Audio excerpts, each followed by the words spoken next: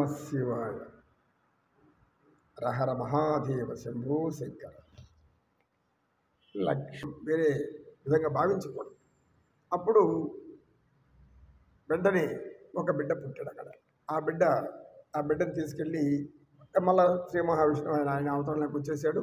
ఆ బిడ్డను తీసుకెళ్ళి ఇక్కడ కేరళ రాజ్యంలో పందలరాజు అనే ఆశ్రమంలో అక్కడ పెట్టేశారు. ఆ బిడ్డలు అనుకునే బిడ్డలు లేనటువంటి పందలరాజు దంపతులు చాకున్నారు. ఇది మణికంఠుని వృత్తాంతం. అంటే ఆయన హరికి పుట్టినటువంటి వాడు, హరిహర పుత్రుడు. హరుడికి ఇద్దరికి పుట్టినటువంటి వాడు. అంటే ఎట్లా పందలరాజు పెంచుకుంటాడు. ఆ తర్వాత ఆయన మనకు తెలిసిందే, పులి పాలు తెమ్మంటే ఆయన పులి వాహనం ఎక్కి పులి వాహనం అంటాం. ఆయన పోయేటప్పుడు ఆయన మాలలు, ఆయనకి కూడా మాల ధరించి అనేక మంది ఈ యొక్క అయ్యప్ప మాల అని వెళ్తూ ఉంటారు. ఆ సమయంలో స్త్రీలు అంటే స్త్రీలకు ప్రతి నెలకు నెలసరి అనేది ఒకటి వస్తుంది. దాని ఋతుక్రమము అంటాం. ఈ ఋతుక్రమంలో ఉన్న స్థితిలో వాళ్ళు కొంచెం మలినపడ్డం అనేది అందరూ అనుకునేటువంటి విచారం. కానీ వారికి విశ్రాంతి అవసరమని అటువంటి స్థితిలో వాళ్ళు పోలేరు. అక్కడెక్కడ మధ్యలో అలాంటి జరిగితే చాలా కష్టమైన పరిస్థితి. కనుక ఆయన స్త్రీ గర్భంలో జన్మించలేదు కనుక స్త్రీలు ఎప్పుడు పుష్పవతి కాకముందు అంటే వాళ్ళలో ప్రకృతి యొక్క ధర్మ ప్రకారము ఆ యొక్క ఋతుక్రమం జరగకుండా ఉండే ఏజ్ వరకు వాళ్ళ చిన్న వయసు వాళ్ళు. ఋతుక్రమం ప్రారంభమైంది అంటే అవి ఆగిపోయేంత వరకు వారు అక్కడికి వెళ్ళకూడదు కూడా. ఇది సాంప్రదాయం, ఆచారం. ఎందుకు అక్కడ అలా వెళ్ళేటప్పుడు అలా జరిగితే ఏమవుతుంది, వాళ్ళ కోసం ఇంకా చాలా ఇబ్బంది పడాలి. మరి వాళ్ళ స్నానాలు 3 రోజులు పుణ్యస్నానాలు చేయాలి. ఇవన్నీ ఆలోచించే జ్ఞానులు, విజ్ఞానులు, తత్వవేత్తలు, యొక్క మహా ఋషులు కూడా అయ్యప్ప స్వామికి మగవారే కన్యస్వామిగా ఉండాలి. కన్య అంటే మగవారు కూడా కన్యస్వాములే. కన్యస్వాములు అంటారు మొదట్లో పోయేవాళ్ళని. 3 సంవత్సరాల వరకు వాళ్ళు కన్యస్వాములే. కన్య అంటే స్త్రీ, పెళ్లి కాని స్త్రీ. కాబట్టి మగవాళ్ళే అక్కడ ఆడవాళ్ళ రూపంలో వెళ్తూ ఉంటారు. తర్వాత కొంతకాలానికి గురుస్వాములు అవుతారు. ఈ మాల కూడా అనేక నియమాల తోరణం. మాలధారణం నియమాల తోరణం. ఈ నియమాల నిష్టలను అనుసరించుకుంటూ అయ్యప్ప స్వామి కొండ ఎక్కలేరు ఎవ్వరు కూడా. ఆయన మకర సంక్రాంతి రోజు మకర జ్యోతి దర్శనమిస్తాడు. దివ్యమైన జ్యోతి, అఖండమైన జ్యోతి. ఆ ఇద్దరు పరమేశ్వరుడు, మహావిష్ణువు, ఆ ఇద్దరు యొక్క శక్తులు 2 వచ్చి కలిసి అక్కడ దివ్య ప్రకాశవంతంగా అందరికీ కనబడుతుంది. ఆ దివ్య జ్యోతి దర్శనానికి లక్షలాది మంది భక్తులు ఒళ్ళు పులకరించేలాగా మైమర్చిపోయి ప్రాణం పోతే పోని ఏమైనా కానీ అక్కడ నిలబడుకొని ఉంటారు, కాచుకొని ఉంటారు. ఆ జ్యోతి కనబడగానే అప్పుడు హరిహరపుత్ర మణికంఠ ఓ మరో మర ఓం స్వామి శరణమయ్యప్ప, స్వామి శరణమయ్యప్ప, స్వామి శరణం. ఈ మాల ధరించినప్పుడు కూడా అన్ని నియమాలు ఆచరిస్తారు. అన్నిటి స్నానమే చేస్తారు. అది జలపాతాల దగ్గర అక్కడికి కూడా వెళ్తుంటారు. ఈశ్వరుని దర్శిస్తారు, శక్తిని దర్శిస్తారు, అమ్మవారిని. ఇవన్నీ ఆలయాలు దర్శించేసేసిన తర్వాత నియమించుకున్నటువంటి వాళ్ళు ఏ నియమమైతే వాళ్ళు ఏర్పాటు చేసుకున్నారు అన్ని రోజులు ఆ యొక్క మాల ధరించి ఎటువంటి చెడు కార్యక్రమాలు, చెడు వ్యసనాలు, చెడు అలవాట్లు ఏమీ లేకుండా పవిత్రంగా ఉండాలి. ఆ పవిత్రత ఉన్నప్పుడు మాత్రమే అయ్యప్ప స్వామి కరుణ వస్తుంది, లేదంటే రాదు. ఇది కూడా ఒక దారుణం, అద్భుతమైనటువంటి దారుణం. ఇలాంటి దారుణం కూడా మానవులు ఆచరిస్తే తర్వాత దైవం అనే దాన్ని, దైవం యొక్క జ్ఞానాన్ని పొందడానికి, ఈ యొక్క దైవం యొక్క విభూతులు అర్థం చేసుకోవడానికి అప్పుడు తగినటువంటి జ్ఞానం వస్తుంది. భగవంతుడి విభూతులు అంటే భగవంతుడు అనేక రూపాలు తెలుసుకోవాలి అంటే ఇది ఏ రూపంలో ఉన్న సృష్టిలో అంటే అది సామాన్య భారంలోకి వచ్చే పని కాదు. అది ఎట్లాంటి వాళ్ళకి వస్తుంది, ఇట్లా నియమ నిష్టలతో ఉండి పవిత్రంగా ఉండి స్త్రీని పురుషుని పరస్త్రీని చూడగానే తల్లి, స్త్రీలు పురుషుని చూడగానే తండ్రి, ఇలా ఇన్న భావాలు, ఇలాంటి అనేక భావాలు రావాలి. ఆ సమయంలో బ్రహ్మచర్యం అంటే పెళ్ళైన వారైతే భార్యను తాకకూడదు.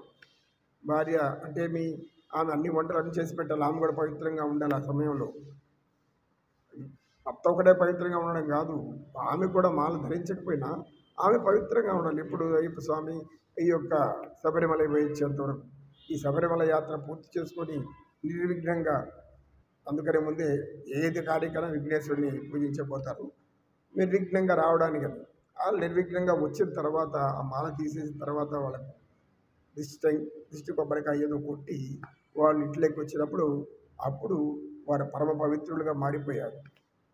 ఇది కూడా ఒక అద్భుతమైనటువంటి మానవులకు ఒక అలవాటు, ఆచరణ, సాంప్రదాయం, భక్తి, ఇందులో జ్ఞానం అన్నీ ఇమిడి ఉన్నాయి. అయితే అనేక మంది ఇది కూడా ఆత్మ పరిశీలన చేసుకోవాల్సిన విషయం. ఆత్మ పరిశీలన ప్రతి ఒక్కరికి అవసరమే. ఈ మాల ధరించిన రోజులు నువ్వు ఎలా పవిత్రంగా ఉన్నావో అది తర్వాత తీసిన తర్వాత కూడా అలాంటి ఇలా ఉండాలి పవిత్రత. ఎందుకు? మాల ఉన్నప్పుడు దైవం యొక్క గుణాలను, అయ్యప్ప స్వామి గుణగణాలన్నీ నువ్వు పాడావు, స్మరణ చేశావు, ఆయన యొక్క కీర్తన చేశావు, ఎన్నెన్నో చేశావు.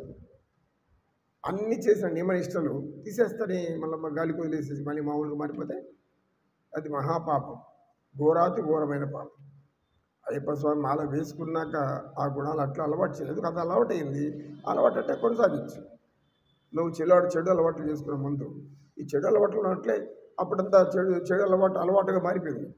ఇప్పుడు మంచి అలవాట్లోకి వెళ్ళావు, పుణ్య కార్యక్రమానికి వెళ్ళావు, పుణ్య దర్శనం చేశావు, పుణ్యప్రదమైనటువంటి 18 మెట్లు ఎక్కావు, 18 దేవతలను వారి ఆ 18 దేవతలు అక్కడ మెట్లుగా మారి ఉంటే ఆ దేవతలను నీ యొక్క పవిత్ర పాదాలతో ఎక్కావు వాళ్ళకి మోక్షం కావాలని.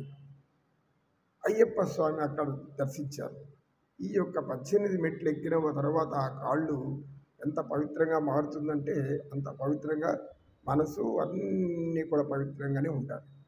పవిత్రత లేకపోతే ఎప్పుడు మనం ఉద్ధరించబడం. అదే మన జ్ఞానంలో ఉన్నటువంటి ఒక అద్భుత రహస్యం.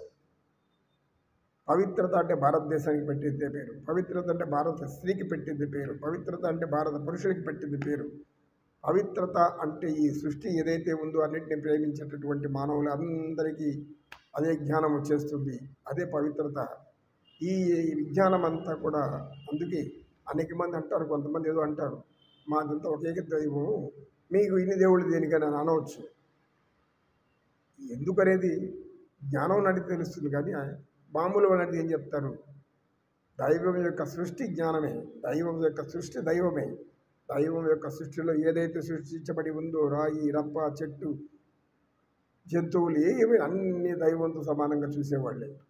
అందులో గోమాతను పవిత్రంగా చూస్తారు. ఎందుకు? ఆవు పాలు తల్లి వంటిదని. ఆవు తల్లి వంటిదని మనకు అతి పవిత్రమైన హిందువులకు అతి పవిత్రమైనటువంటిది ఆవు. మొదటి ఆ ఆవుని పెంచి పోషించి వాటికి తగినటువంటి మనం పెడుతూ ఉంటే అంతకన్నా మించిన పుణ్యం లేదు. ఇలా ఎన్నో మంది చేస్తూ ఉంటారు. అది ఎందుకు? మన సాంప్రదాయం, మన ఆచారం. దాన్ని ఎవరైనా పాడు చేశారంటే సహించలేము. ఎందుకు? మనం ఒక ధర్మాన్ని అనుకున్నాం, ఒక నియమాన్ని అనుకున్నాం, అది మనకు దేవుడిగా భావిస్తున్నాం. అలా అనేక దేవతలు ఉండడానికి కారణం ఏమంటే మానవుల విజ్ఞానము ఒకదానికి సంకుచితంగా మారిపోకూడదు. ఒకటే అంటే సంకుచితం అయిపోతుంది. అనేకం ఉన్నాయి అంటే విశాల భావాలు వస్తాయి. అన్ని రూపాలు, దైవం సర్వరూపాన సమం సర్వేషు భూతేషు తిష్టంతి పరమేశ్వరం అంటారు భగవద్గీతలో గీతాచార్య శ్రీకృష్ణుడు. అన్ని ప్రాణం ఉన్న వాటిలో, వృక్షాల్లో అన్నింటిలో కూడా సమానంగా ఉన్నవాడు. సమం సర్వేషు భూతేషు తిష్టంతి పరమేశ్వరం. ఈశ్వరుడు అందులో కూర్చొని ఉన్నాడు. అందులో ప్రతి జీవులో ఉన్న శక్తి ఈశ్వరుడు. ఎంత గొప్పగా చెప్పారంటే ఆ శ్లోకాన్ని శ్రీకృష్ణ పరమాత్మ సమం సర్వేషు భూతేషు తిష్టంతి పరమేశ్వరం వినశ్యత్వ వినశ్యంతి యః పశ్యన పశ్యతి. చూడగలిగితే చూడు, చూడలేని జ్ఞానం లేకపోతే నీవు వృధా, నీ జీవితం వృధా, నీ యొక్క అన్ని కార్యక్రమాలు వృధా. ధనం కోట్లు కూడబెట్టుకుంటాం, కానీ జ్ఞానాన్ని కూడబెట్టుకునే వాళ్ళకి ఎంతమంది ఉన్నారు? ధనంతో పాటు జ్ఞానం కూడా కూడబెట్టుకోవాలి. ధనం మన యొక్క ప్రాప్తం బట్టి వస్తూనే ఉంటుంది. మరి జ్ఞానాన్ని కూడా కూడబెట్టుకోవాలి. ధనాన్ని పెట్టిన తర్వాత జ్ఞానం కూడబెట్టుకోవాలంటే పుణ్య కార్యక్రమాలు చేయాలి, పుణ్య శ్రవణాలు చేయాలి, పుణ్య దృశ్యాలు చూడాలి, పుణ్య పలుకులే పలకాలు నడుపుతాం. ఇంతకంటే మించిన జ్ఞానం మనకి ఎక్కడ కూడా రాదు. కారణశక్తులు. హరి ఓం. హరిహరపుత్ర శ్రీ మణికంఠ అయ్యప్ప పాహిబాం శరణు. శరణు తండ్రి శరణు. దాసాను దాసులు.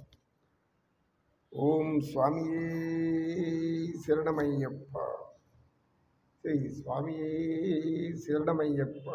ఓం స్వామి శరణమయ్యప్ప. ఓం తత్సత్. ఏతత్ సర్వం శ్రీకృష్ణార్పణమస్తు. ఓం తత్సత్.